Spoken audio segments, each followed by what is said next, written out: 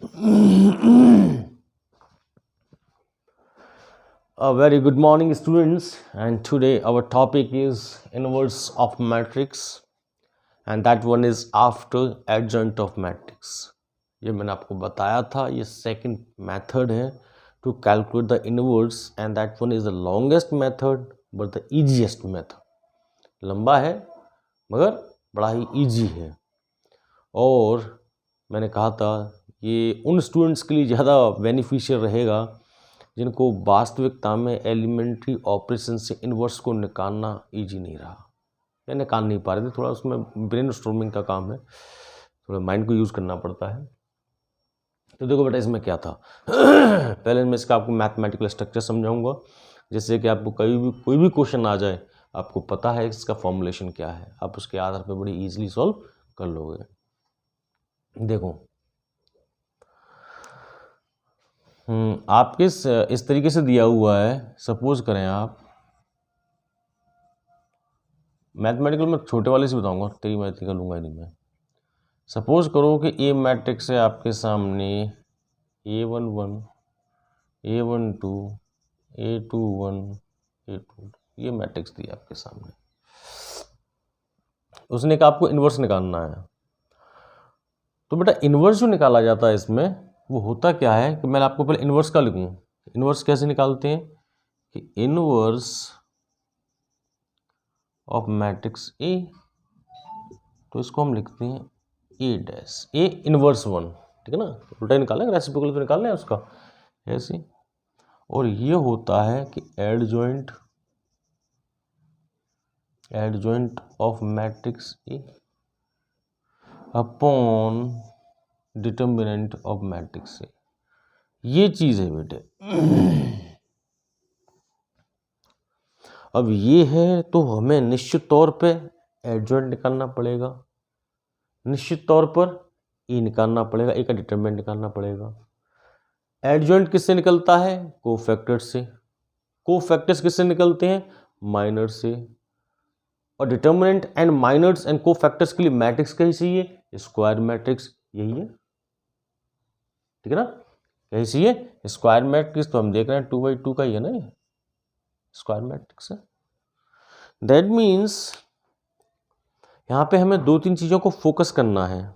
पहला कि मुझे एडजॉइंट निकालना होगा। बेटा मैं यहाँ से बना रहा हूँ कि एक तो मुझे एडजॉइंट निकालना है, ठीक है ना। एडजॉइंट ऑफ ए निकलेगा, वो किससे निकलेगा कि जो आपका सी मैट्रिक्स बनेगी उसके ट्रांसपोज से, ठीक है ना। या मैं कहूँ इसको इस तरीके से कि ऐसे कोई मैट्रिक्स लिखी हो C11, C12, दो का ये C12, C21 और C22 के ट्रांसपोज से बनेगा,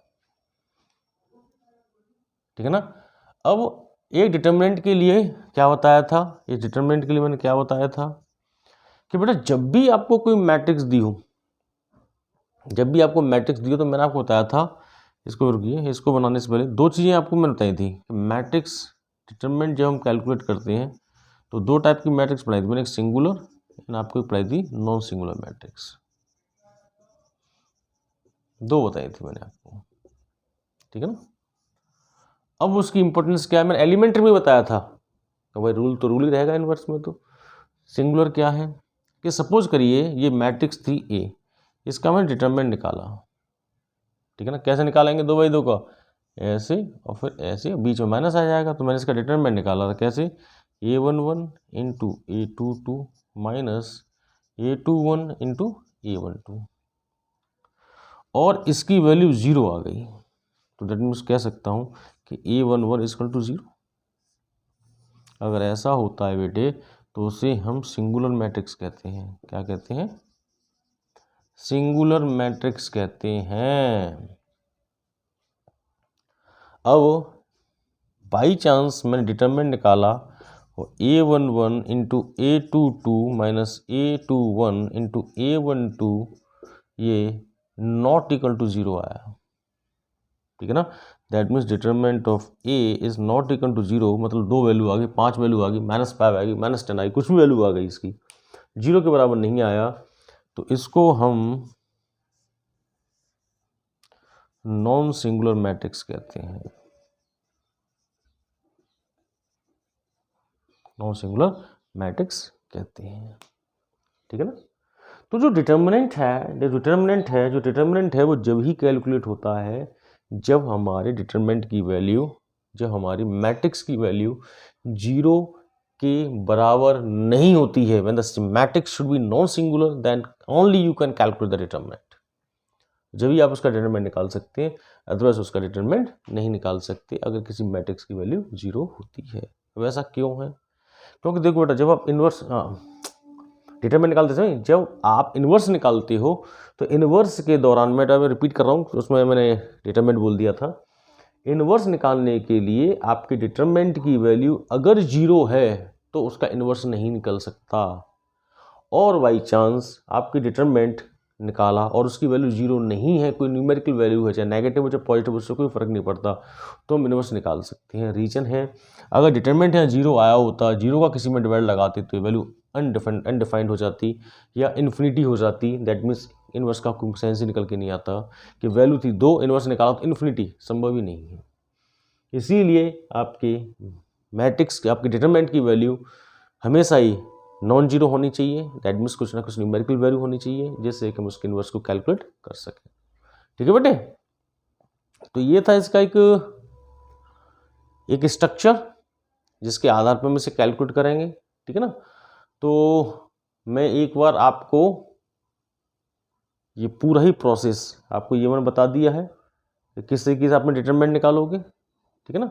एडजॉइंट्स का मैंने आपको बताया था, कोफैक्टर्स की हेल्प से निकालेंगे। पहले हम C11 निकालेंगे, C12 निकालेंगे, C21 निकालेंगे, C22 निकालेंगे, उसका ट्रांसपोज लेंगे तो एडजॉइंट आ जाएगा। अब उस एडजॉइंट में आपके डिटरमिनेंट का हम डिवाइड लगा देते हैं तो वह हमारा इन्वर्स कहलाता है। क्लियर है। तो मैं आपको इसका मैथमेटिकल फॉर्मुलेशन कराऊंगा तो वो पूरा ही कराना पड़ेगा। एक मिनट, कितना टाइम है इसमें, क्योंकि फॉर्मुलेशन कराऊंगा तो बेटे इसमें थोड़ा सा टाइम लगता है। चलो पूरा ही देखो फिर। ठीक है ना। फिर मैं आपको इसका न्यूमेरिकल कराऊंगा, देखिएगा।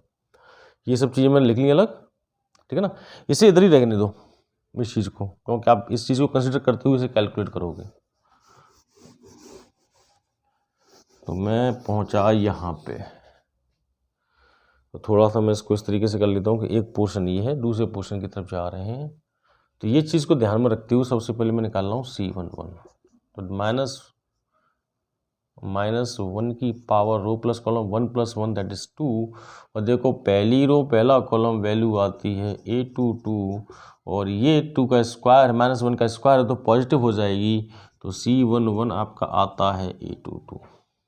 क्लियर है बेटे। फिर मैं निकालता हूँ C12, तो ये वैल्यू होती है -1 की पावर 1 + 2, तो 3 है, माइनस होना है। तो पहली रो और दूसरा कॉलम तो वैल्यू आती है बेटा आपकी A21, मगर नेगेटिव की हो जाती है कि आपका C12 become it negative A21। फिर निकालते हैं आपका C21, तो -1 की power 2 + 1 into row, second row first column value आती है A12, और 3 है तो माइनस हो जाता है, तो यहाँ पे लिखेंगे C21 = -A12। हम निकालेंगे C22 दैट इज -1 की पावर 2 + 2, तो दूसरी रो दूसरा कॉलम दैट इज A11 आगे बढ़ाया तो -1 की पावर हो जाती है 4 जो कि पॉजिटिव है। तो C22 = A11। इनसे हमारी एक कोफैक्टर्स मैट्रिक्स बनी, तो हम लिख सकते हैं कोफैक्टर्स मैट्रिक्स डेवलप होगी। उसको मैं नाम देता हूँ बेटे यहाँ पर C। तो बनी आपकी C11, या मैं इसकी वैल्यू उतार देता हूँ। ठीक है ना। मैं यहाँ पे लिख देता हूँ क्या बनी है A22, फिर माइनस का A21, फिर माइनस A12, फिर A11 के तैयार हुई है। दैट मीन्स ये क्या आपका C11 है, ये क्या आपका C12 है, ये क्या आपका C21 है, C22 है। यही है 2 by 2 का मैट्रिक्स बनकर तैयार हो गया। ठीक है ना। दैट मीन्स C1 1 ही तो है E2 2। अब इसका मैंने निकाला ट्रांसपोज, मैं लिखता हूँ ट्रांसपोज, टेकिंग ट्रांसपोज। तो ट्रांसपोज में हम क्या करते थे कि जो मैट्रिक्स है उसकी रो को कॉलम में या फिर कॉलम को रो में चेंज कर लेते थे। तो मैंने इसका जैसे ट्रांसपोज लिया तो मैं लिख सकता हूँ ना C की पावर T या S की पावर T। तो मानो ट्रांसपोज लेती नई मैट्रिक्स बनी D। अब क्या बनता है, A मैं पहले कॉलम को पहली रो में चेंज कर रहा हूँ, तो पहले कॉलम को पहली रो में चेंज कर रहा हूँ, दूसरे कॉलम को दूसरी रो में चेंज कर रहा हूँ और इसको देता हूँ 2/2। क्लियर है? ये आपका ट्रांसपोज निकल आया। जो ये निकल के आता है इसी को हम बोलते हैं एडजॉइंट, इसी को बोलते हैं हम एडजॉइंट। तो एडजॉइंट ऑफ ए इसको टू होता है D मैट्रिक्स और उसकी वैल्यू है A22 minus A12 minus A21 और A11 2/2। एडजॉइंट आ गया आपका, ठीक है ना। इस तरीके से मैंने ये निकाला तो मैंने देखा इन्वर्स के लिए क्या आना चाहिए, ये, ठीक है ना। अगर ये होता तो हम कैलकुलेट नहीं करते। हमने देखा कि yes determinant of A is not equal to 0, ठीक है ना। जब 0 नहीं है तो हम निकालेंगे यहाँ से इन्वर्स ऑफ मैट्रिक्स A। वो क्या है कि adjoint of A upon determinant of A, ठीक है ना। तो एडजॉइंट ऑफ A क्या है, ये जो वैल्यू आई है इसमें इसकी वैल्यू को डिवाइड दे देते हैं तो आपका इन्वर्स निकल के आ जाता है, ठीक है ना। इसी को लिखते हैं आपका A इन्वर्स, ठीक है बेटे। ये था मैथमेटिकल फॉर्मुलेशन। अब एक न्यूमेरिकल लेते हैं जिससे कि आपको बहुत ही अच्छी तरीके से समझ में आ जाए।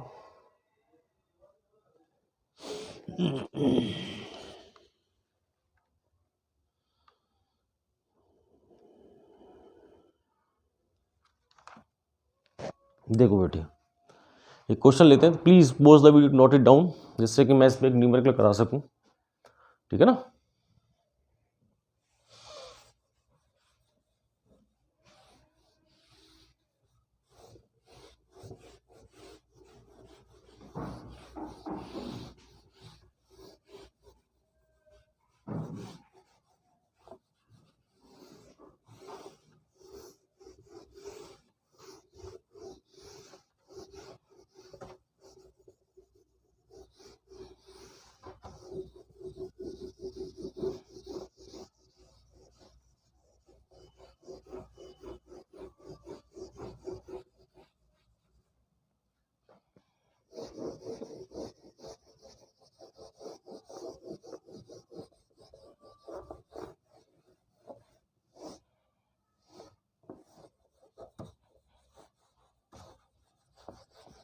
देखिए एक न्यूमेरिकल, टाइम तो नहीं है इसमें।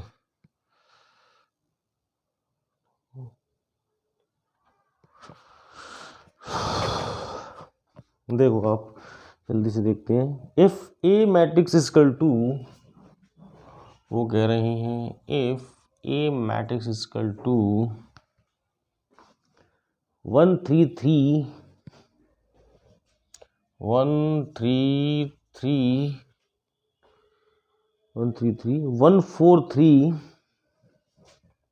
1 4 3 1 3 4, ये है, ठीक है ना। ए मैट्रिक्स इतना, देन कैलकुलेट, देन फाइंड या कैलकुलेट ए इनवर्स, ये काम होगा, ठीक है ना। दो तरीके थे मगर यहाँ पे हम एडजॉइंट की हेल्प से निकालेंगे, ठीक है ना। तो दैट मीन्स मुझे इसमें पहले एडजॉइंट निकालना है और फिर मुझे आपका इनवर्स निकालना है। तो मुझे फॉर्मूला तो पता है, तो पहले मैं एडजॉइंट निकालता हूँ इसका, ठीक है ना। ये क्वेश्चन था तो क्वेश्चन के तौर पे मैंने उसको सीधा उतार लिया, ए इक्वल टू इतना। तो यहाँ से सबसे पहले मैं निकालूंगा C11, क्या होता है -1 टू दी पावर 1 + 1।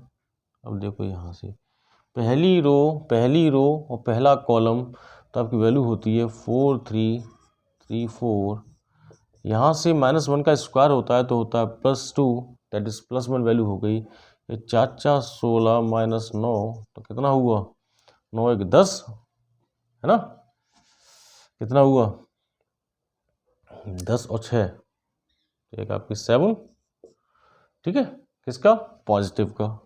फिर हम निकालते हैं C12 - 1 टू द पावर 1 + 2। देखो पहली रो दूसरा कॉलम, पहली रो दूसरा कॉलम तो क्या हुआ 1 3 1 4।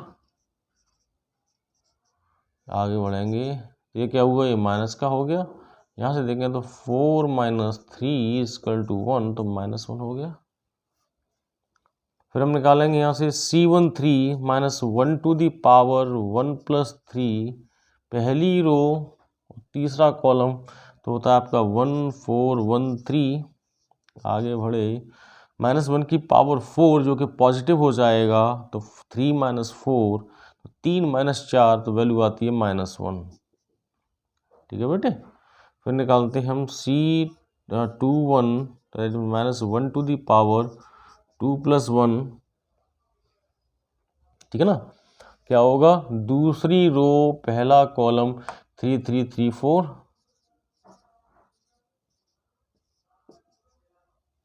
तो -1 की पावर 3 तो माइनस का हो गया, 3 चौक 12 और -9 तो कितना हुआ 3, 3 4 12 और -9। ऐसे C22 - 1 टू द पावर 2 + 2, दूसरी रो और दूसरा कॉलम तो क्या हुआ 1 3 1 4, -1 की पावर 4 तो पॉजिटिव हो गया तो 4 - 3 + 1। C23 - 1 टू द पावर 2 + 3 तो क्या है, सेकंड रो तीसरा कॉलम 1 3 1 3। इसको हम सॉल्व करेंगे तो ये तो वैल्यू होगी माइनस की, 3 - 3 क्या हुआ 0 हो गया, ठीक है बेटे। फिर हम निकालेंगे C31 - 1 टू द पावर 3 + 1, तीसरी रो पहला कॉलम 3 3 3 3 3 4 3। आगे बढ़े तो ये तो हो जाएगा प्लस का, 3 3 या 9 और -12 तो -3 को निकालेंगे हम। C32 - 1 टू द पावर 3 + 2, क्या मतलब है कि तीसरी रो और सेकंड कॉलम, तीसरी रो और सेकंड कॉलम 1 3 1 3, क्यों तीसरी रो है, तीसरी रो सेकंड कॉलम है, सही ना। ये तो हो जाएगा नेगेटिव मगर ये पूरा 0 ही आएगा, 3 3 और ये 3, ठीक है ना। इसे भी हम इतना ही कर लें, -1 है यहाँ पे तो ये वैल्यू आ रही है -1 और ये +7 है तो इसे कर लेते हैं 7, ये था।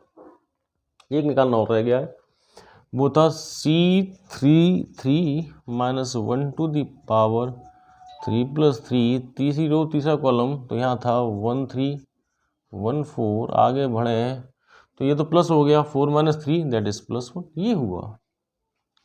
तो मैट्रिक्स डेवलप हुई इससे। अब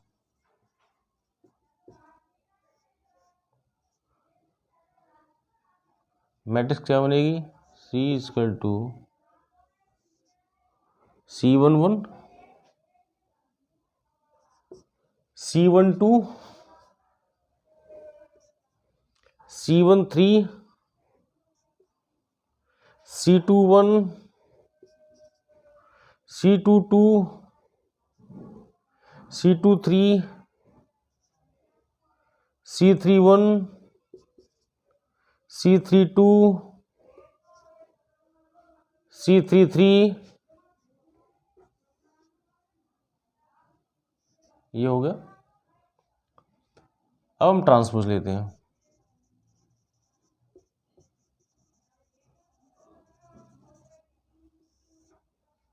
टेकिंग ट्रांसपोज।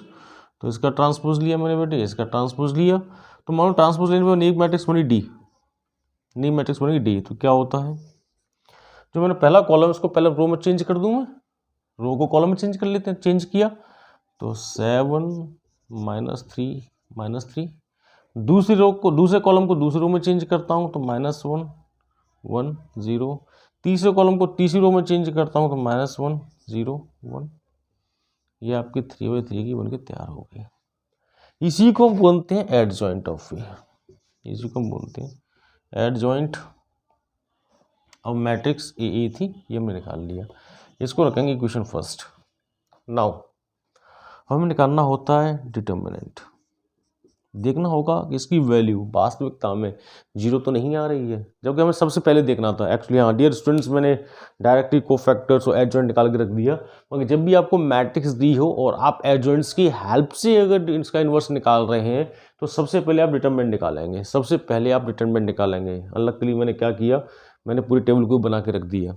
आप सबसे पहले डिटर्मिनेंट निकालेंगे, क्योंकि अगर ये 0 आ रहा होगा तो आप स्टार्टिंग में लिख दोगे that the value of this matrices is 0, that means a singular matrix is there and the calculation of inverse is not possible because singular matrix, because of singular matrix। ये लिखना होता है, तो पहले ये कैलकुलेट किया जाता है, ठीक है ना।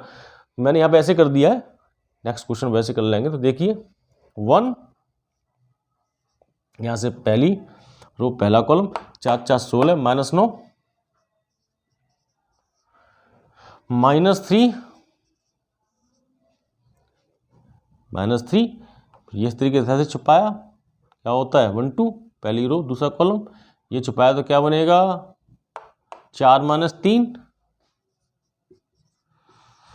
फिर है आपका +3, ऐसे छुपाया ऐसे छुपाया, ये दोनों छुपाया तो क्या होगा 3 -4, तो ये वैल्यू होती है 1 और ये होता है 7, ये होता है 3, ये होता है 1, ये होता है 1, ये होता है -1। आगे बढ़ें तो ये होता है बेटे 7, ये होता है 3, ये होता है 3, तो बेटा डिटर्मिनेंट ऑफ ए निकल के आ रहा है 1। अब हम निकाल रहे हैं इनवर्स।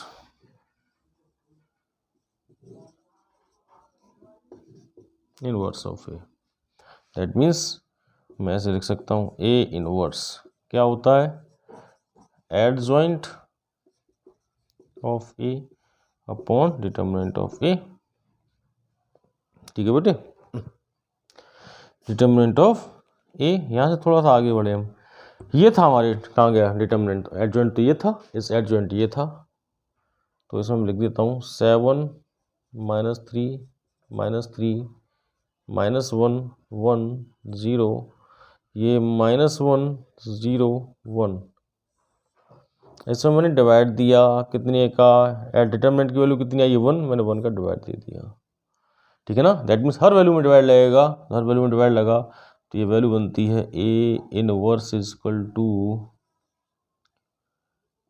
7 -3 -3 -1 1 0 -1 0 1, और ये 3/3 आंसर हो गया।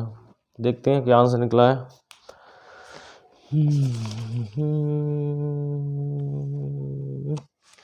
7 -3 -3 -1 1 0 -1 0 1, ठीक है बेटे। इस तरीके से आपको सॉल्व करना है किसी भी इनवर्स को।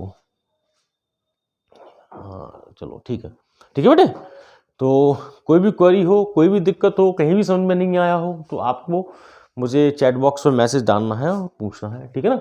बाकी आपको सबसे पहले डिटरमिनेंट निकालना होता है, अनलकीली हम पूरा ही कैलकुलेट कर लाए, ठीक है ना। आपको ये निकालेंगे, यहाँ से ही कंफर्म हो जाता है कि कैलकुलेट करना है कि नहीं। जैसे 1 आ गया तब हम करेंगे क्योंकि नॉन सिंगुलर है, ठीक है ना। फिर इस तरीके से आप कैलकुलेट कर लेंगे। Okay dear students, please like subscribe and share my video, ठीक है ना। वैसे आगे भी बढ़ाइएगा, जो कि उन लोगों के लिए जिनको समझ में नहीं आ रहा हो या कभी कन्फ्यूजन हो गया हो, कभी कभी हमें आता है हम भूल जाते हैं, कुछ बेसिक कॉन्सेप्ट भूल जाते हैं, तो यहाँ से वो रिवाइज कर सकते हैं, ठीक है ना। Okay thank you.